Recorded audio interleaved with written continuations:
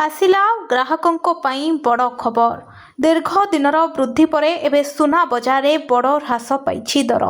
65,000 ଟଙ୍କା କମିଛି ସୁନା ଦର। ବର୍ତ୍ତମାନ ସୁନା ଦରରେ ହ୍ରାସ ପାଇ 65,000 ଟଙ୍କା କମିଯାଇଛି, ଯାହାକି ଗ୍ରାହକଙ୍କୁ ବଡ଼ ଆଶ୍ୱସ୍ତି ଦେଉଛି। ଗତ କିଛି ଦିନ ହେବ ସୁନା ଦର କ୍ରମାଗତ ଭାବେ ବୃଦ୍ଧି ପାଇବା ପରେ ସାଧାରଣ ଲୋକଙ୍କ ପକେଟ ଉପରେ ଚାପ ପଡ଼ୁଥିଲା। ବିଶେଷକରି ବିବାହ ଋତୁ ଓ ପର୍ବପର୍ବାଣୀ ସମୟରେ ସୁନା କିଣିବାକୁ ନେଇ ଚିନ୍ତାରେ ଥିଲେ ଗ୍ରାହକ। ତେବେ ବିଶ୍ୱ ବଜାରରେ ହୋଇଥିବା ପରିବର୍ତ୍ତନ ଏବଂ ଭାରତୀୟ ବଜାରର ଚାହିଦା ଅନୁସାରେ ସୁନା ଦରରେ ବଡ଼ ଧରଣର ହ୍ରାସ ଦେଖିବାକୁ ମିଳିଛି। ବଜାର ବିଶେଷଜ୍ଞଙ୍କ ମତରେ ଆଗାମୀ ଦିନରେ ଦର ଆହୁରି ସ୍ଥିର ରହିପାରେ କିମ୍ବା ସାମାନ୍ୟ ପରିବର୍ତ୍ତନ ହୋଇପାରେ। ତେବେ ଆଜିର ଏହି ଦର ହ୍ରାସ ପରେ ଗହଣା ଦୋକାନଗୁଡ଼ିକରେ ଗ୍ରାହକଙ୍କ ଭିଡ଼ ଜମିବା ଆରମ୍ଭ ହୋଇଗଲାଣି। ସୁନା କିଣିବାକୁ ଚାହୁଁଥିବା ଗ୍ରାହକଙ୍କ ପାଇଁ ବଡ଼ ଖବର ଓ ଆଶ୍ୱାସଜନକ ଖବର। କ୍ରମାଗତ ଭାବେ ଆକାଶ ଛୁଆଁ ହେଉଥିବା ସୁନା ଦରରେ ଏବେ ବଡ଼ ଧରଣର ବ୍ରେକ୍ ଲାଗିଛି। ଦୀର୍ଘ ଦିନର ଉଚ୍ଚ ସ୍ତର ପରେ ସୁନା ଦର ଖସି 65,000 ଟଙ୍କାରେ ପହଞ୍ଚିଛି। ପର୍ବପର୍ବାଣୀ ଏବଂ ବିବାହ ଋତୁ ପୂର୍ବରୁ ସୁନା ଦରରେ ଏହି ହ୍ରାସ ସାଧାରଣ ଖାଉଟିଙ୍କ ମୁହଁରେ ହସ ଫୁଟାଇଛି।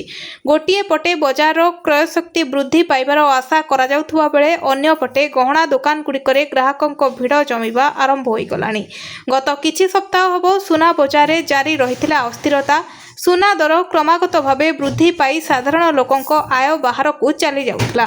ବିଶେଷକରି ମଧ୍ୟବିତ୍ତ ପରିବାର ଯେଉଁମାନେ ଘରେ ରହି କିମ୍ବା ବିବାହ ଅନ୍ୟ ମାଙ୍ଗଳିକ କାର୍ଯ୍ୟ ପାଇଁ ସୁନା କିଣିବାକୁ ଯୋଜନା କରୁଥିଲେ, ସେମାନଙ୍କ ପାଇଁ ଏହା ଚିନ୍ତାର ବିଷୟ ପାଲଟିଥିଲା।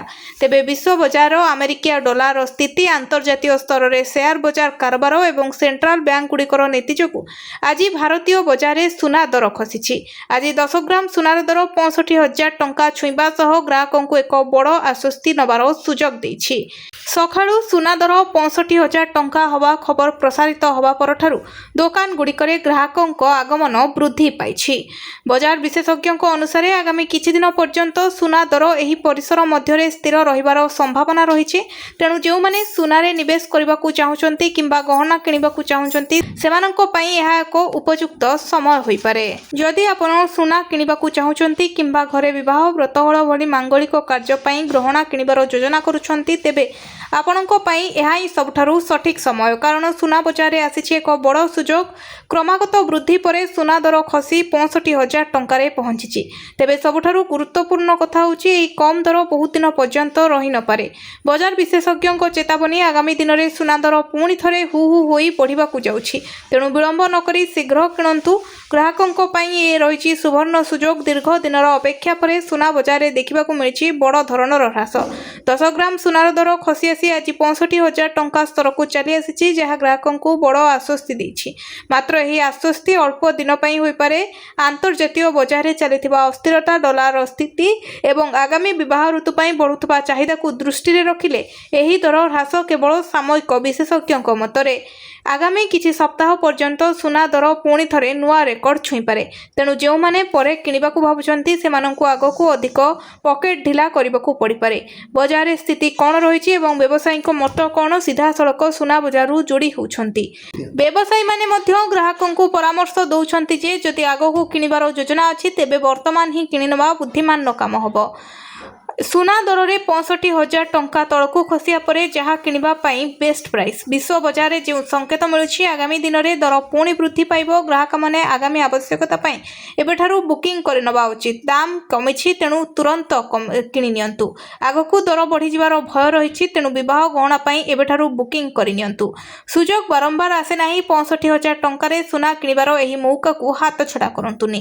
କିଛି ଦିନ ହେବ ଆକାଶ ଛୁଆଁ ହେଉଥିବା ସୁନା ଦରରେ ହଠାତ୍ ବଡ଼ ଧରଣର ହ୍ରାସ ଦେଖିବାକୁ ମିଳିଛି। 10 ଗ୍ରାମ ସୁନା ଦର ଆଜି ଖସି ଆସି 65,000 ଟଙ୍କାରେ ପହଞ୍ଚିଛି। ତେବେ ଗ୍ରାହକଙ୍କ ମନରେ ଏବେ ଗୋଟିଏ ବଡ଼ ପ୍ରଶ୍ନ, ହଠାତ୍ କାହିଁକି କମିଲା ସୁନା ଦର? କେଉଁ ଆନ୍ତର୍ଜାତୀୟ କାରଣ ପାଇଁ ବଜାରରେ ସୁନା ଦର ଶସ୍ତା ହୋଇଛି?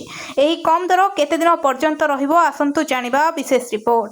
ସୁନା ଦର କେବଳ ଭାରତୀୟ ବଜାର ଉପରେ ନୁହେଁ, ବିଶ୍ୱ ବଜାର ବାଣିଜ୍ୟ ଓ ଅର୍ଥନୀତି ଉପରେ ନିର୍ଭର କରେ।